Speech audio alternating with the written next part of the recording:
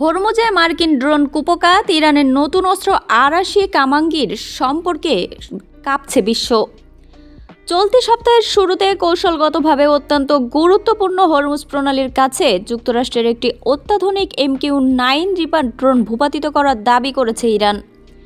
দেশটির রাষ্ট্রীয় সংবাদ মাধ্যমের দাবি, এই অভিযানে প্রথমবারের মতো ব্যবহার করা হয়েছে সম্পূর্ণ স্থানীয় প্রযুক্তিতে তৈরি নতুন আকাশ প্রতিরক্ষা ব্যবস্থা আরাশি কামাঙ্গির। তবে ইরান এই দাবি করলেও এখনও পর্যন্ত মার্কিন সামরিক বাহিনী বা অন্য কোনো স্বাধীন আন্তর্জাতিক সূত্র থেকে ড্রোন ভূপাতিত হওয়া কিংবা নতুন প্রতিরক্ষা ব্যবস্থা ব্যবহারের এই দাবির সত্যতা নিশ্চিত করা যায়নি। ইরানের রাষ্ট্র নিয়ন্ত্রিত গণমাধ্যমগুলোর প্রতিবেদন অনুযায়ী দেশের আকাশ সীমা ও সামুদ্রিক সীমানা রক্ষার এক অভিযানে কিশ দ্বীপের কাছাকাছি হরমুজ প্রণালীতে মার্কিন ড্রোনটি ভূপাতিত করা হয়। আন্তর্জাতিক বাজারে একটি MQ-9 রিপার ড্রোনের মূল্য 1,60,00,000 থেকে 3 কোটি মার্কিন ডলার। ইরানের আধা সরকারি বার্তা সংস্থা ফার্স নিউজ নাম প্রকাশে অনিচ্ছুক এক সামরিক কর্মকর্তাদের বরাত দিয়ে জানিয়েছে, একটি গোপন ক্ষমতাসম্পন্ন ব্যবস্থার মাধ্যমে এই অভিযান পরিচালনা করা হয়েছে, যা ইরানের পক্ষ থেকে শত্রুদের প্রতি একটি স্পষ্ট ও সুনির্দিষ্ট বার্তা। বিশ্লেষকদের মতে, যদি তেহরানের এই দাবি সত্যি হয়, তবে এটি হবে পারস্য পুরাণের কিংবদন্তি তীরন্দাজ আরাশের নামানুসারে রাখা এই আকাশ প্রতিরক্ষা ব্যবস্থার প্রথম সফল যুদ্ধকালীন ব্যবহার। একই সঙ্গে এটি ইঙ্গিত করবে মধ্যপ্রাচ্যে দীর্ঘস্থায়ী উত্তেজনা সংঘাতের মধ্যেও তেহরান মার্কিন বা ইসরায়েলি হামলা প্রতিহত করার মতো সামরিক সক্ষমতা বজায় রেখেছে। নিরাপত্তা সামরিক বিশেষজ্ঞদের মতে, ইরানের এই দাবিকে অত্যন্ত সতর্কতার সঙ্গে মূল্যায়ন করা প্রয়োজন।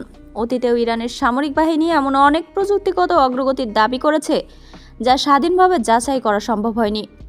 তবে বিশেষজ্ঞরা একই সঙ্গে মনে করেন, এই দাবির পেছনে যে সামরিক কৌশল রয়েছে তা একেবারে উড়িয়ে দেওয়ার মতো নয়। লন্ডনের কিংস কলেজের নিরাপত্তা গবেষণা বিভাগের সিনিয়র লেকচারার মার্ক হিলবন আর জাজিরাকে বলেন, ইরান নিজস্ব প্রযুক্তিতে বিভিন্ন ধরনের ক্ষেপণাস্ত্র ড্রোন তৈরিতে বেশ স্বনির্ভর। ইউক্রেন যুদ্ধের মতো তারাও আধুনিক যুদ্ধের অর্থনৈতিক সমীকরণ বদলে দেওয়ার ক্ষেত্রে চতুরতার পরিচয় দিচ্ছে। হিলবন আরও যোগ করেন, তুলনামূলক সস্তা ও সহজ প্রযুক্তির ব্যবস্থাগুলোকে দিয়ে অনেক বেশি ব্যয়বহুল জটিল সামরিক সরঞ্জামকে সহজেই ঝুঁকিতে ফেলা যায়। ফরাসি লোকগাথা অনুযায়ী আরাশ ছিলেন এমন এক বীর, যিনি তীর ছুঁড়ে ইরান ও মধ্য এশিয়ার সীমানা নির্ধারণ করেছিলেন। বিশ্লেষকদের ধারণা, এই নতুন ইন্টারসেপ্টর ব্যবস্থাটি হয়তো রাতারাতি তৈরি করে কোনো জাদুকরী অস্ত্র নয়, বরং ইরানের মোবাইল সহজে স্থানান্তরযোগ্য ও স্বল্প ব্যয়ের আকাশ প্রতিরক্ষা ব্যবস্থারই একটি ধারাবাহিক উন্নয়ন।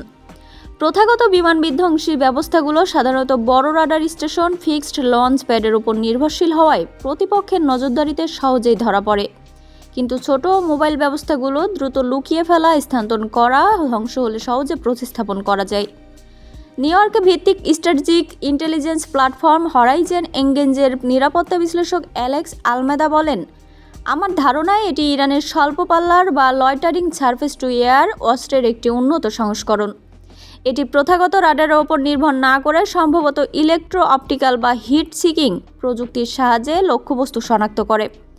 এটি মূলত একটি পপ আপ ক্ষেপণাস্ত্র ব্যবস্থা, যা দ্রুত স্থাপন ও উৎক্ষেপণ করা যায়। MQ-9 রিপারের মতো ড্রোনগুলো মূলত দীর্ঘ সময় ধরে আকাশ থেকে নজরদারি চালানোর জন্য ডিজাইন করা হয়। গতি অত্যন্ত ধীর হওয়ায় এগুলো এ ধরনের মোবাইল প্রতিরক্ষা ব্যবস্থার জন্য সহজ লক্ষ্যবস্তুতে পরিণত হয়েছে। প্যারিসের সায়েন্সেস পো ইউনিভার্সিটির সহকারী অধ্যাপক নিকোল গ্র্যাজুস্কি আল জাজিরাকে বলেন, ইরানের দীর্ঘ মাঝারি পাল্লার শক্তিশালী আকাশ প্রতিরক্ষা ব্যবস্থার প্রয়োজনীয়তা এখনও ফুরিয়ে যায়নি। তবে এই মোবাইল ব্যবস্থাগুলোকে সবচেয়ে বড় সুবিধা হলো এদের দ্রুত এক স্থান থেকে অন্য স্থানে সরিয়ে নেওয়া যায়। প্রকাশিত ভিডিওর এক ইঙ্গিতে দেখা যায়, নিকোল গ্র্যাজুস্কি বলেন, ভিডিও দেখে মনে হচ্ছে ড্রোনটি তুলনামূলক কম উচ্চতায় উড়ছিল, ফলে এটিকে ভূপাতিত করা সহজ। তবে এই ঘটনা প্রমাণ করে যে ইরানের এখনও শক্তিশালী প্রতিরক্ষামূলক ব্যবস্থা ও প্রতিরোধ ক্ষমতা পর্যাপ্ত পরিমাণে আছে।